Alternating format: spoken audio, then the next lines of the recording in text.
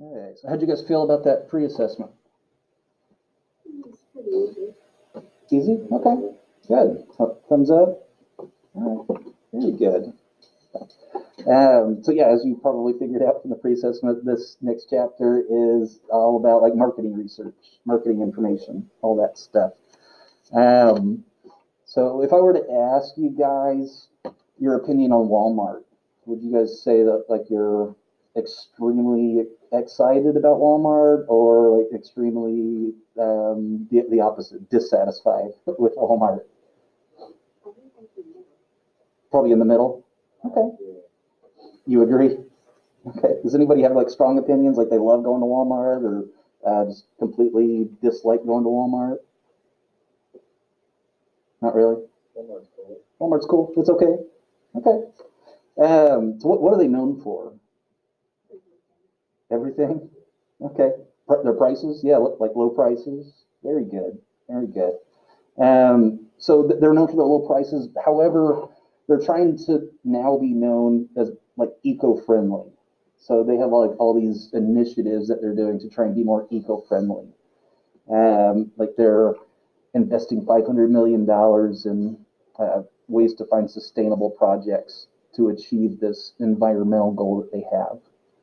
So they want to increase the efficiency of their vehicle fleet by 25% over the next 3 years and double it in 10 years.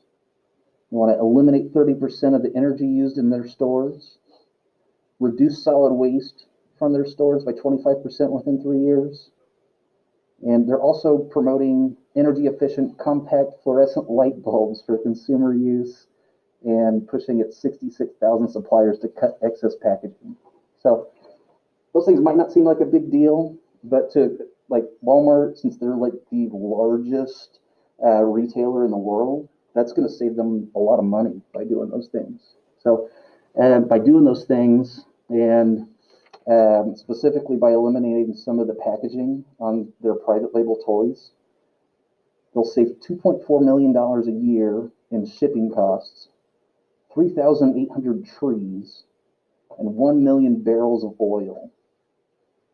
And just by using a polymer wrapping derived from corn instead of oil, they'll save as much as 800,000 gallons of gas. So, yeah, once again, those little things that they're doing to be more environmentally friendly might not seem like much, but it's going to help out by saving a lot of money in the long run. So, now, there are some people out there that aren't always very satisfied with Walmart. There's some people out there that criticize them because they aren't very union friendly. They want employee wages to be higher, better benefits for full-time people. They feel like there's some gender discrimination that goes on there, and also the way they treat their local competition, like local mom and pop stores. So they've done some internal research and found that they have some strengths, they have some weaknesses. They're also doing external. They're figuring out opportunities like for growth and being more eco-friendly. And so they're identifying those opportunities and threats. So they're doing those SWOT analyses that you guys did, I think, at the beginning of the semester. Is that right? When you guys did those SWOT analysis? Yeah. Okay. So yeah, they're doing research internally and externally to figure out how to be more eco-friendly. So after today's discussion, hopefully you guys will be able to describe the purpose of marketing research, explain the characteristics and purposes of a marketing information system, and identify procedures for gathering information using technology. The key terms, and we're going to hit all those today. Marketing research is the process and method used to gather information, analyze it, and report findings related to marketing goods and services.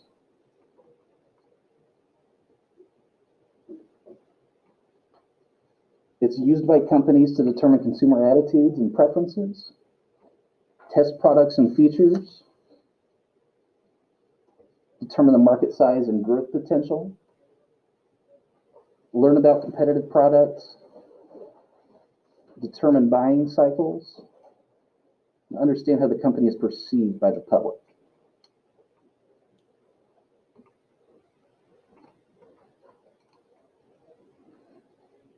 So why is this marketing research important?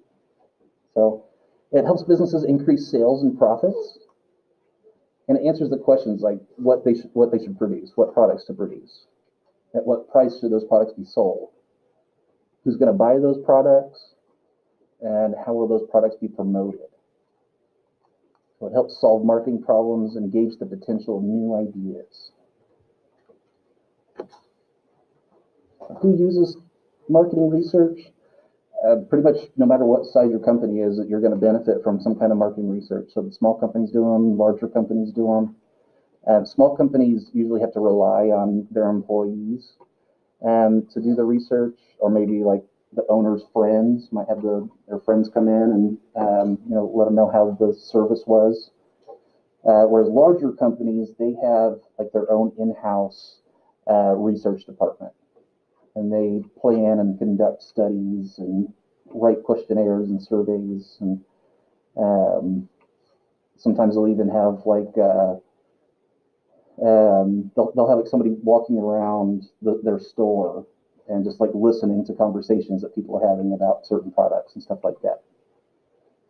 Trade associations, these are companies that's like their job. They specifically do market research that would be then sold to either these smaller companies or larger companies. And then there's also nonprofit organizations that do the same thing. They use customer surveys to get feedback about products and services and ideas. So database marketing is the process of designing, creating, and managing customer lists. Once the list is developed, it can be used for targeting customers with special programs and services. A database is a collection of related information about a specific topic, and it's stored on a computer. So if you think about like a police database, that would be like, they'd have a bunch of criminals, and each criminal would have like their date of birth and the crimes that they've committed, any names they've been known as in the past, probably like their fingerprints, stuff like that. So now companies don't have like your fingerprints on file, hopefully, but they do store like information, like your buying habits. What products are you buying every week? Which products are you buying once a year? Stuff like that. And they will keep a database or like this marketing information system full of all kinds of this information on their customers.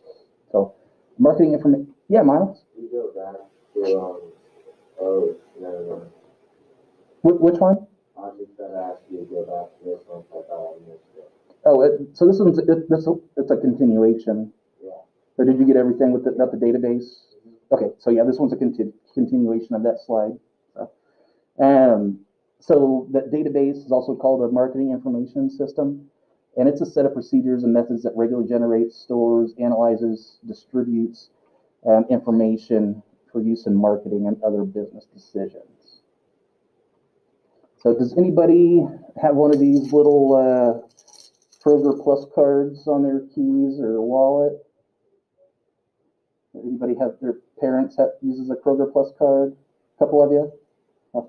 So yeah, these Kroger Plus cards, Kroger's tracking all the stuff that I buy at Kroger. So they have a marketing information system.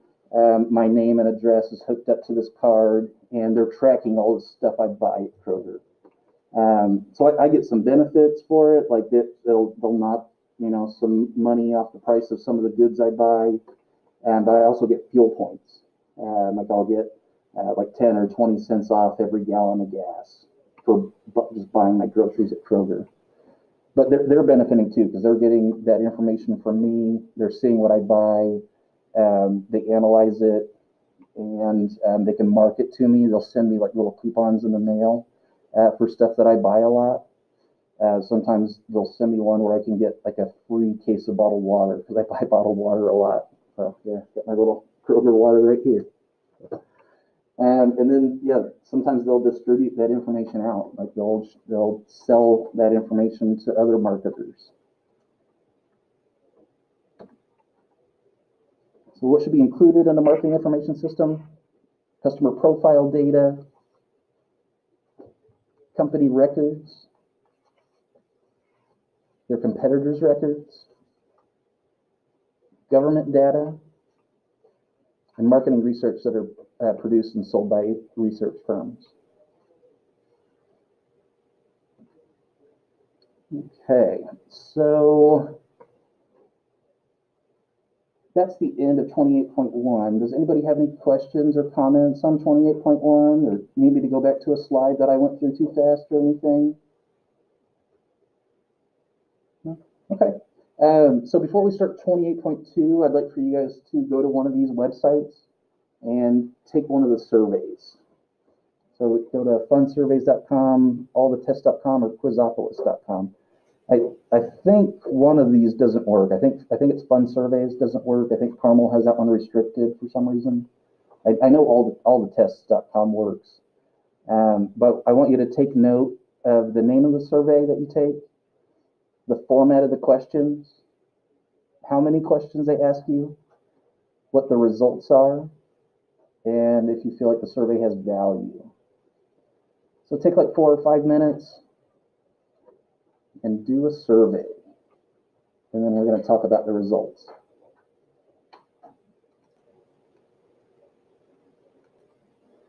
All right. Would anybody like to share the results of their survey? Anybody? Anybody want to share the results of their survey?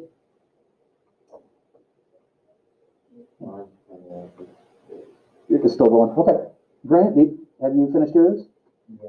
Yeah. It was kind of like asking me, it was like riddle questions. Riddles. Okay. Okay. So how many questions were there? There was 10. 10? Okay. And then the result, did it give you a result? Yeah, I got 9 out of 10. 9 out of 10. So it just told you if you got some right. It didn't give you like you're a genius or anything like that. Don't think so? Okay. Okay. Anybody else want to share their survey results? Mine was always similar to a serial killer, and I got Okay. no. You got no? Yeah. Okay. Congratulations. That's great. I'm happy to hear it. So, how many questions did it have, Miles? 10 questions? Okay. And the results, do you feel like the results are valid? Yeah. Okay. Okay, all right. So do you feel like it would have gotten a better representation of you if it had asked more questions or fewer questions? If it would have asked more questions. If it would have asked more, it would have been more valid? Okay. Anybody else feel like their results weren't valid at all? Not really? Okay. So the reason I wanted you guys to do a survey is because you're going to be creating your own. So not today. Today you're going to learn how to analyze a questionnaire that's already been filled out. And later on in this unit, you guys are going to be creating your own surveys and you're writing your own questions and stuff like that. So I just wanted to get you in like the frame of reference to start thinking about those questions. And you don't want to have too many questions because it'll be hard to find someone to take the survey. You don't want to have too few questions because you wouldn't get very valid results. So, yeah, I just wanted you guys to start thinking about that. So, chapter 28.2 is next. So hopefully after today, you'll be able to identify the methods of conducting marketing research and discuss trends and limitations in marketing research. So quantitative research answers questions that start with how many or how much. I would recommend putting a star beside this one. or highlight it. This is very important. I'm going to have an in-class assignment for you guys that you have to determine which one's quantitative and which one's qualitative. So make sure you know the difference. So quantitative gathers information from a large number of people, often using surveys and questionnaires. And qualitative focuses on a smaller number of people and focuses on trying to answer questions about why or how. So this type of research relies heavily on in-depth interviews. So quantitative, think like quantity, like a number. Qualitative, think like somebody, like you're trying to qualify your answer, whether you like something or dislike something.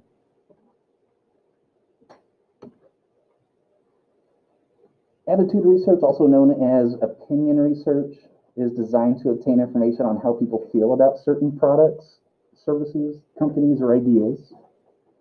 Customers are usually asked to rate how satisfied they are with the product or service. Kind of like how I asked how satisfied you guys were with Walmart a little bit ago.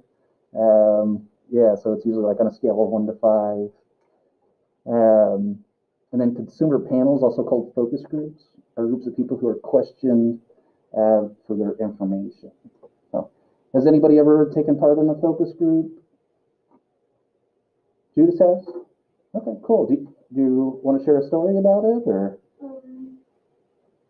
I think it was for Girl Scouts when I was in it. Cool. We went to a camp that had recently opened up. I forget the name because it was years ago. Okay. But they were like, hey, what would you recommend we change about like how we act in the camp and what we do and stuff like that. Very cool. So was it like the last day of the camp? Yeah, it was right before we got on the bus to leave. Okay, cool. Cool. Yeah, I did one once. I was probably just a couple years older than you guys. But I was like in this audience, and they were showing this, like these sitcoms that were supposed to be like upcoming in the next television season, and there were like products placed in the TV episode, and then they showed a couple commercials during it, and then at the end they wanted for the audience to remember like what type of soda they were drinking, or what kind of laundry detergent was in the commercial that they showed during the episode. So, I went because they offered me free food. So I was all about the free food that they were offering. So market intelligence, also known as market research, is concerned with the size and location of a market, their competition, the segmentation within the market for a particular product or service, sales forecasting, and economic forecasts. Market intelligence helps define potential target markets.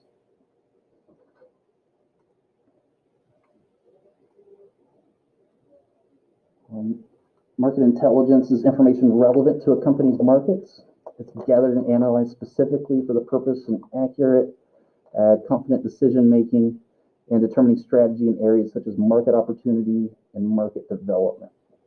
So the goal of market share and segmentation studies is to investigate the potential markets for new products and to define characteristics of the target market.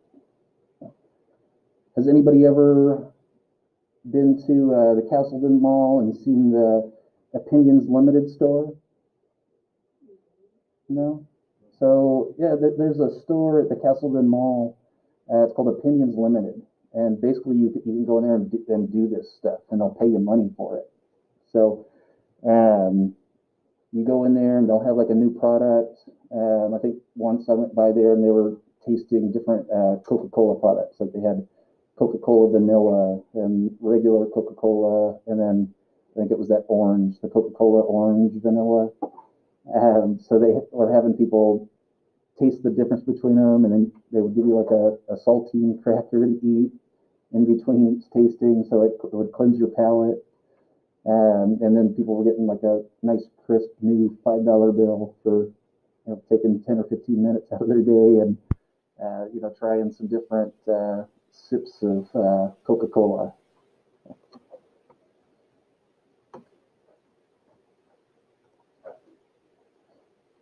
Media research, or also known as advertising research, focuses on issues of media effectiveness, selection, frequency, and ratings. Now, do you guys remember the different types of media that we talked about last chapter? The advertising media. There was internet, broadcast. You guys remember those? And print media. So that's what we're talking about on this one. So we're talking about those different types of advertising media. So they do research to figure out which ones are effective, whether television's effective or more effective than a print ad. So it's a measurement of what people watch, listen to, and the media research studies brand awareness, advertising recall, the brand image, the effectiveness of the advertising copy on a print ad, and the audience for a particular type of advertising. Has anybody ever heard of the Nielsen ratings before? So the Nielsen ratings,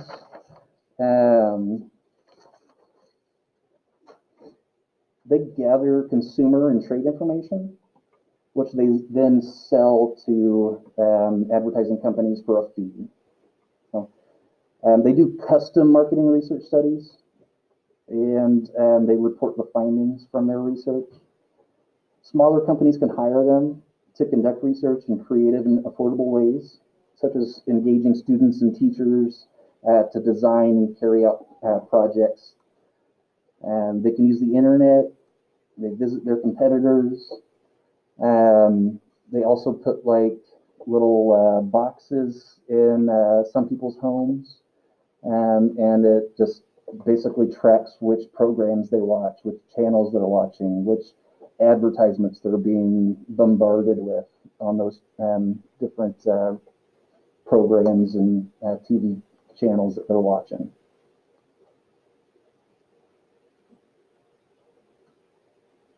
So hopefully you guys remember audience and frequency from last chapter also. Audience is the number of homes or people exposed to the advertising medium. Frequency is how often those homes or people are blasted or bombarded with those advertisements. Reach is the percentage of the audience that sees or hears the advertisement at least once. And ratings are the total number of audience impressions delivered over a set period of time.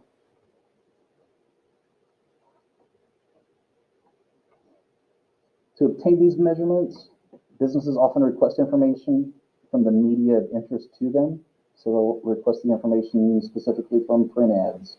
How well did this print ad do? What was the circulation of the print ad? How much did it cost? What was the deadline of that print ad? And other requirements for the submission of that advertisement.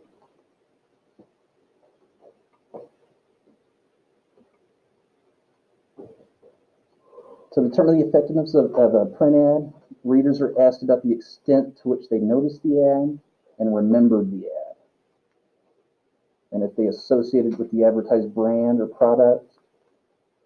And the readership in print media is measured or estimated by its circulation. Circulation is how many people are seeing that newspaper or that magazine. Broadcast media testing is done through a variety of methods.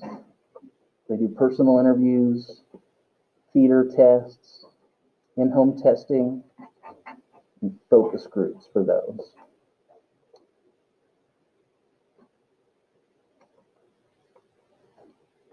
Media research. The effectiveness of internet advertising is often measured with tracking studies. So think like web-centric trackers log the total number of people who have visited a website. And there's user-centric trackers that involve metering software and a sample household or business that tracks computer usage and websites visited.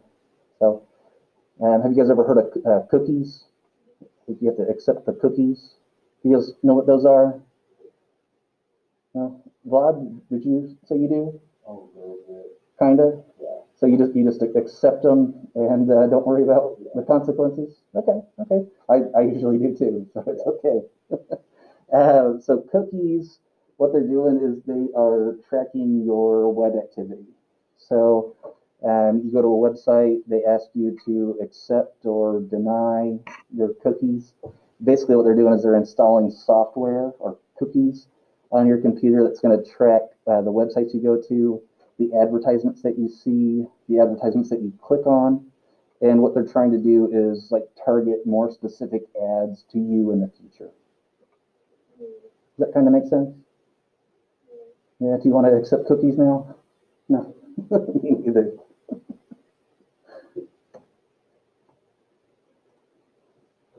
All right, product research centers on evaluating a product itself, the packaging that the product comes in, how the product will be used, and the consumer acceptance, whether it's going to be a product that survives or doesn't survive the initial phase of it hitting the marketplace and being able to purchase or buy it.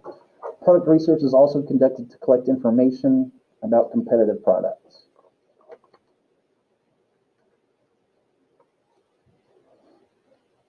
So they do concept testing,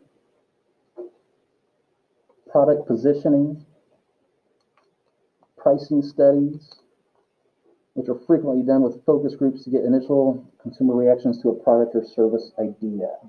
So product positioning, that's where it's like placed on the shelves or which part of the store it's going to be positioned in, and then pricing studies, whether people will buy it at $20 or $10 or somewhere in between.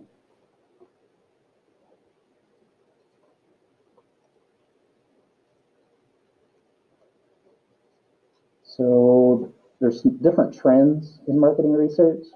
Right now, the trend is toward a global marketplace. So if you're going to bring a product to market, you need to make sure it's going to compete globally. So that means that the international competition for U.S. companies, and you have to research whether or not your product is going to do well or not in those other countries.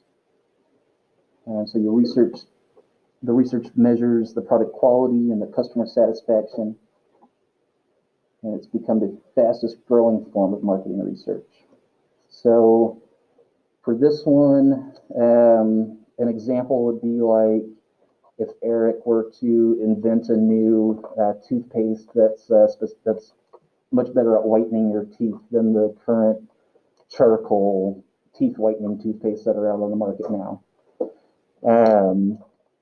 He might want to do some market research around the globe to find out if other countries other than the United States even care about teeth whitening. If you did some market research, you might find out that certain countries don't care about having white teeth. There's some countries in the Middle East who chew this plant and it turns their teeth green. They don't really care about having white teeth. They'd rather have green teeth. There's places in Southeast Asia that chew, I think they're called like betel beans. They chew these betel beans and they turn their teeth black. So doing some market research, you might not want to sell those teeth whitening toothpaste in certain countries. Why it's important to do marketing research.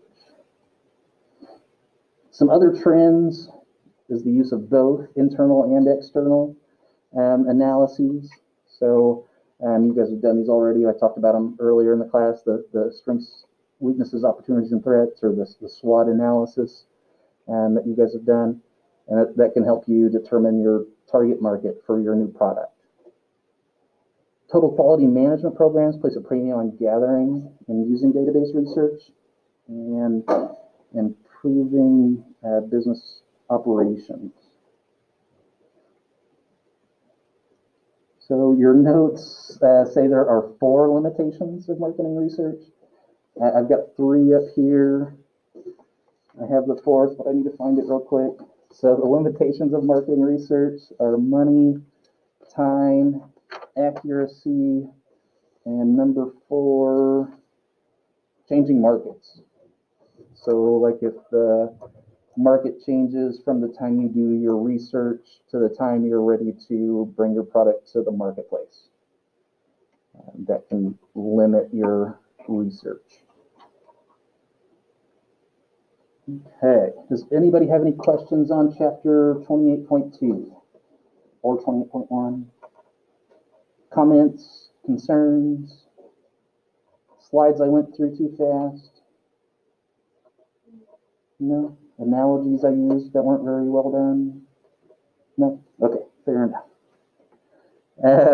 Next, I would like to take a look at your in-class assignment for the day. And if you go to the course modules, it's day 23.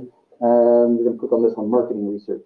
So we're going to do this one in class. So if everybody could click on that one and open the Google Doc. Chapter 28, marketing research. And there are these 4 boxes down here. I want you to put a definition for market research, attitude research, media research, and product research in those boxes. Let me know whether it's quantitative or qualitative, and then identify some of the key elements for those different types of marketing research. I want everybody's going to turn these in individually on Canvas.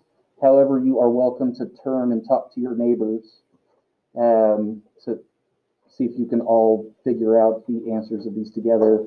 And then we'll come back together as a class in 5 or 6 minutes, and you guys can tell me what answers you came up with. Do you guys have any questions on this in-class assignment that we're going to do now? Okay, so yeah, take about 5, 6 minutes, turn and talk to your neighbor, figure out these 3 things for these different types of market research. Okay, so who'd like to start us off? Who'd like to give their definition of market intelligence?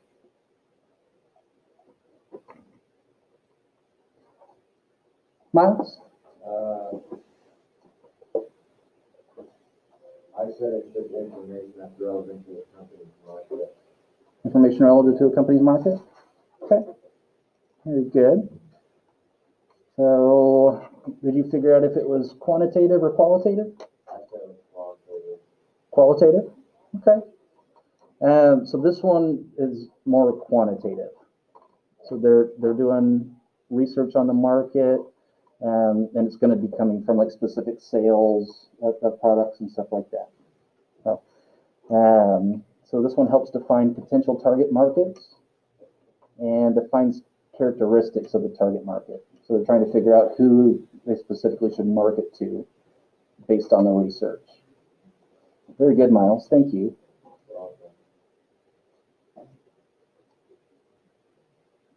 All right, who'd like to go next? Attitude research. I'd like to give their definition of attitude research. Yeah, Judith? I think attitude research is basically just how people, consumers and customers feel about a product. Yeah, very good. So how they feel about it, whether they like the product, whether they like the company. Yeah, very good. Oh. And did you determine whether it was quantitative or qualitative? I said qualitative. Yeah, very good. Qualitative. It's like based on their opinions, right? So the quality of whether or not they liked the product or not. Very good. So, media research. Adam, would you be willing to take that one for me?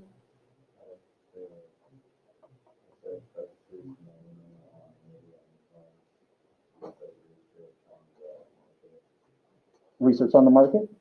Okay, very good. And did you determine whether that one was qualitative or quantitative? Quantitative? Okay, very good. So they want to know the quantity of like how many people are clicking on an internet ad?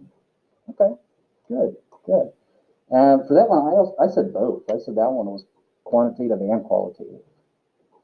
So, qualitative because they do like focus on like focus groups and They do personal interviews, but you're right, they're also doing that quantitative. They're also getting those specific numbers. So, very good, Adam. And the last one, he'd like to provide your definition for the last one. Product research.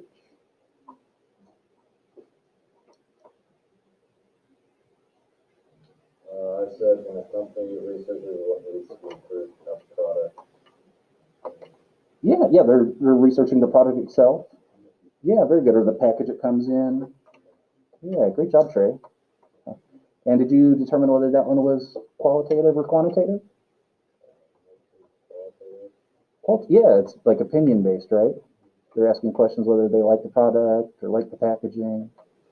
Yeah, great job. Did you have any like key elements, like how they do those, how they gather that info?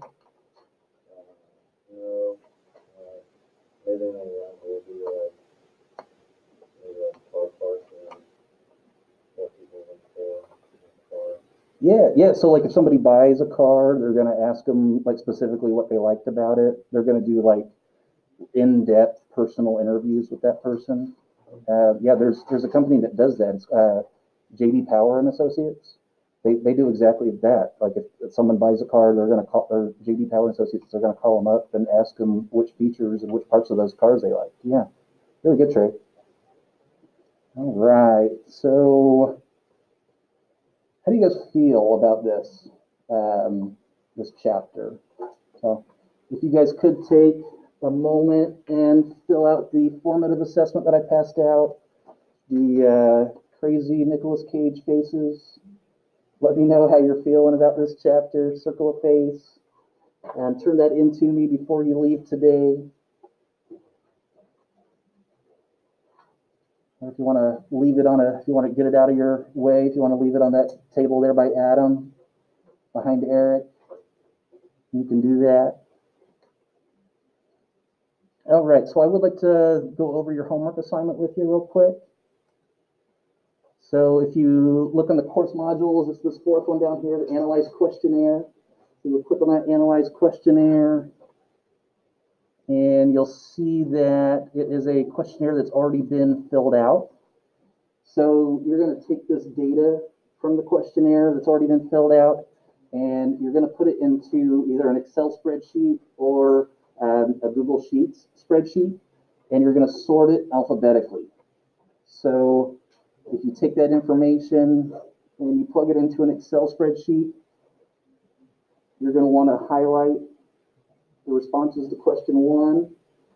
And up here in the top right is that sort and filter button. You're going to want to sort it from A to Z. Sort it from A to Z and then sort. It's going to change everything around for you, but you've got all the A's, all the B's, C's, D's, and E's. So that's going to allow you to answer the questions down below here. So I want you to copy and paste the spreadsheet that you sorted, and then use that spreadsheet to answer these questions. Does that make sense?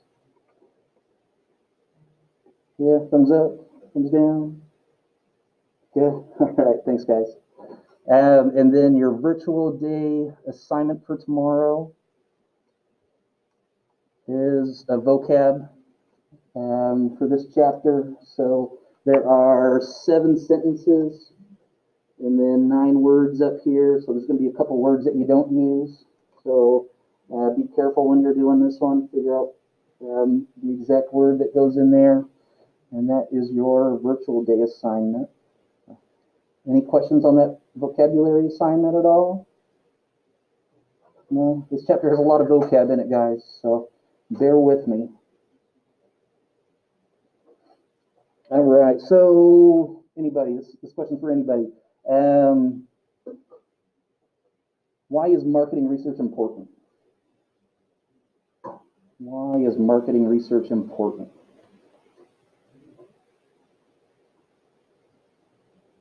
Anybody want to try that one? You need to be able to know what consumers want. You need to know what consumers want? Okay, good. Yeah, you need to know what they want in order for your new products, to be able to compete with those existing products. Is that what you're going for, or basically? Okay, great job, Trey. Anybody else have an opinion on marketing research is important? How to stay competitive with your old products also? If you owned a company, like you owned a small business, how would you do your marketing research? Which one of the methods that we took notes on today, which method would you use if you owned a small business? What do you say, Judas? Surveys. You do surveys? Okay. So like a customer satisfaction survey at the end of the, whatever the sale or, okay. Very good. Would anybody else do something different other than a survey? Yeah, Grant?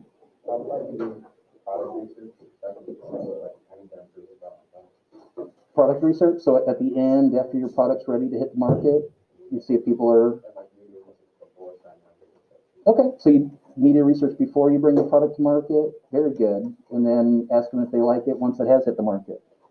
All right. Yeah, great answers, guys. Okay.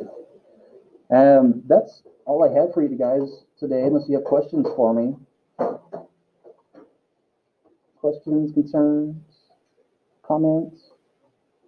No? Okay. Yeah, just make sure I get those formative assessments turned into that desk over by Adam before you leave today. You've got a few more minutes. You can work on the homework that's assigned today, or you can work on your print ads if you haven't completed your print ads yet. All right, guys, thanks for a great class today.